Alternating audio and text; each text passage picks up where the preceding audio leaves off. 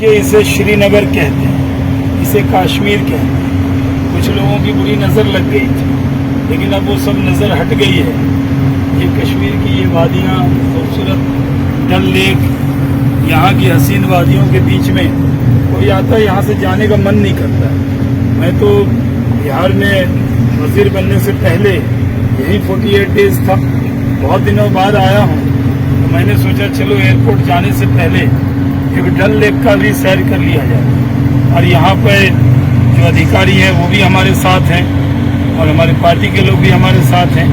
کتنی خوبصورت جگہ ہے۔ اس بار بہت بڑی تعداد میں ٹورسٹ آ رہے ہیں، پوری دنیا سے آ رہے ہیں۔ فوڈ پروسیسنگ کے سیکٹر میں بڑی تعداد میں انویسٹمنٹ ہو رہا ہے، ہارٹیکلچر میں ہو رہا ہے، ہیلتھ کیئر میں ہو رہا ہے، اور یہ جو کام ہو رہا ہے اس کا بہت بڑا فائدہ جموں کشمیر کی عوام کو ہوگا۔ یہاں روزگار مل رہا ہے، اتنے ٹورسٹ آ رہے ہیں اور پورا سیکیور ماحول ہے۔ جو لوگ کہتے ہیں کہ جموں کشمیر میں کیا کیا، وہ آ کر دیکھ سکتے ہیں کہ جموں کشمیر میں پورے دنیا سے لوگ آئے ہیں۔ جموں کشمیر ترقی کرے گا تو ہندوستان ترقی کرے گا۔ یہ ہندوستان کا تاج ہے اور اس کے تاج کو پھر سجانا ہے۔